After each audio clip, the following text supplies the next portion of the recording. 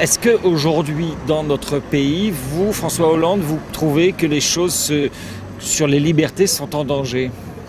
Je crois qu'au nom d'une cause qui est juste, nécessaire, lutter contre le terrorisme, on est en train de faire des amalgames et des confusions.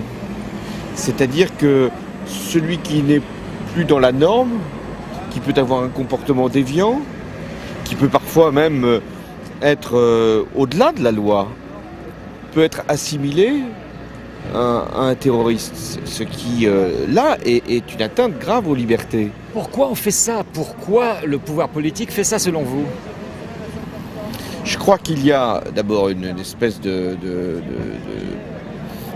mouvement politique, c'est-à-dire de donner le sentiment qu'il y a une menace et que le pouvoir y répond.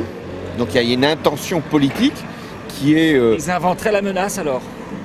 Non, je crois qu'ils ne l'inventent pas. Il y a quand même des actes qui se sont produits, des caténaires, mais on lui donne un sens qui n'est pas le bon et on lui donne une portée, on en fait un acte terroriste comme pour justifier l'intervention sécuritaire du pouvoir et son efficacité.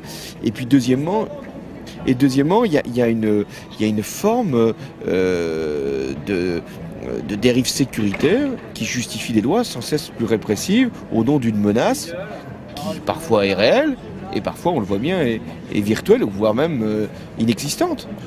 Vous avez quand même dit que, d'une certaine manière, le pouvoir politique pourrait favoriser la qualification d'actes répréhensibles mais, en actes terroristes pourquoi? Pour que la population se sente en sécurité avec ce gouvernement?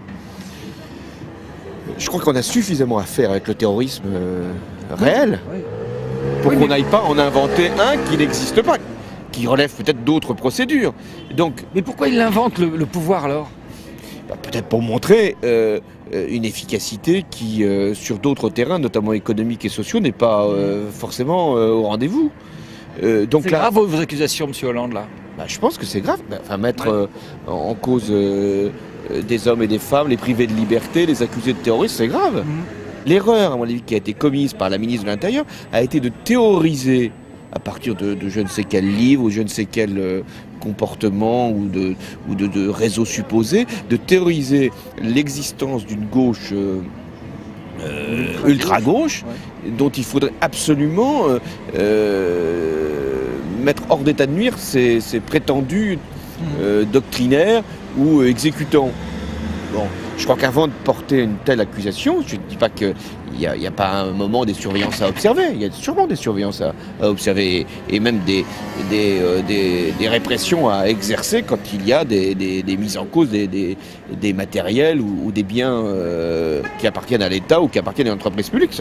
Il faut que les choses se fassent. Mais de là à imaginer un scénario où le terrorisme serait là, présent, dans le cœur même de nos villages, je pense que là, il y a eu une dérive. Alors, la ministre de l'Intérieur, si maintenant les procédures démontrent que ces jeunes ne sont pour rien, y compris pour les actes dont on les a supposés coupables, alors là, je pense qu'il faudra des excuses de la part du ministre de l'Intérieur.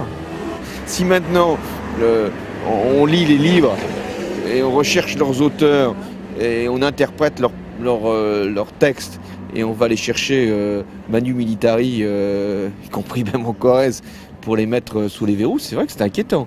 Faites attention à ce que vous allez imprimer, diffuser, on ne sait jamais, hein, vous pouvez y passer aussi.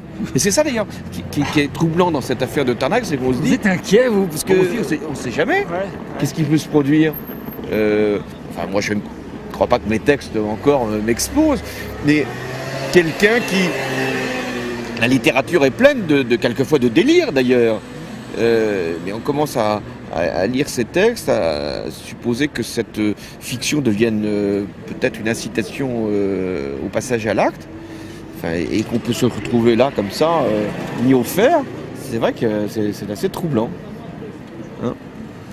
Vous avez l'air en forme, vous êtes souriant et puis vous êtes clair là, je trouve, ce soir. Je vous remercie, Monsieur Hollande. Plus que pour le Parti Socialiste, c'est ça que vous voulez dire. À bientôt. Hein. Salut. Allez, je file. Au revoir. À bientôt. À la prochaine. Oui, on se voit, je suis dans votre bureau, comme on avait dit. Hein. Merci.